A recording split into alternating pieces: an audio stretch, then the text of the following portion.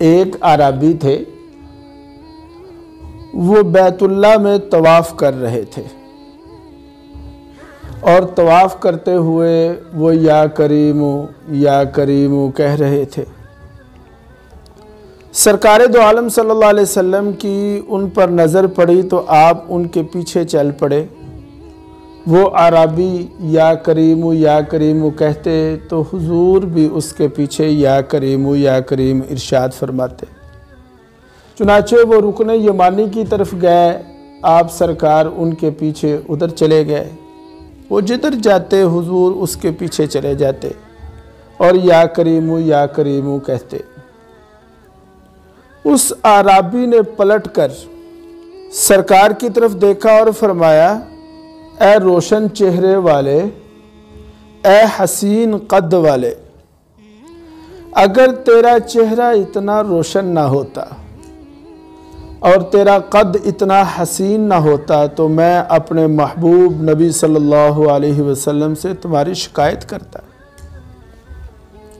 سرکار یہ سن کر مسکرائے اور فرمایا، کیا تو نے اپنے نبی کو دیکھا؟ انہوں نے کہا، دیکھا تو نہیں۔ فرمایا، پھر ایمان کیسے لائے؟ عرض کرنے لگے کہ بن دیکھے ایمان لے آئے۔ فرمایا، پھر تمہارے لیے خوشخبری ہو کہ دنیا میں میں تمہارا نبی ہوں اور آخرت میں میں تمہاری شفاعت کروں گا۔ وہ اعرابی یہ سن کر قدموں میں گر گئے اور بوسہ دینے لگے۔ سرکار نے فرمایا کہ میرے ساتھ بھی وہ عمل نہ کرو جو عجمی لوگ اپنے بادشاہوں کے ساتھ کرتے ہیں۔ ابھی یہ مکالمہ چل رہا تھا کہ جبرائیل آ گئے اور عرض کیا کہ یا رسول اللہ، اللہ فرماتا ہے کہ اپنے اس بندے سے کہہ دیں کہ میں اس کا حساب لوں گا۔ تو اس نے عرض کیا کہ یا رسول اللہ، اللہ اگر کل قیامت والے دن میرا حساب لے گا نا تو میں اللہ کا حساب لوں گا۔ سرکار فرماتے ہیں کہ تو اللہ کا حساب کیسے لے گا؟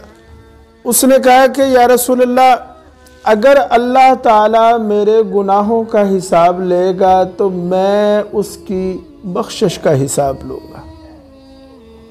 اگر اللہ تعالیٰ میری نافرمانیوں کا حساب لے گا تو میں اس کی معافی کا حساب لوں گا۔ پھر میں دیکھوں گا کہ میرے گناہ زیادہ ہیں یا اس کی بخشش زیادہ ہے۔ سرکار دو عالم صلی اللہ علیہ وسلم نے جب یہ بات سنی تو اتنا روئے کہ آپ کی ریش مبارک تر ہو گئی۔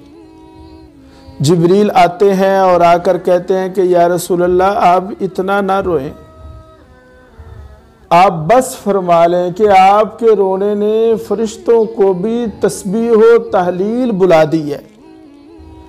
پھر جبرائیل کہتے ہیں کہ یا رسول اللہ، اپنے بندے سے کہہ دیجئے کہ اللہ کہتا ہے کہ اے میرے بندے، کل قیامت والے دن نہ تم ہمارا حساب لینا نہ ہم تمہارا حساب لیں گے۔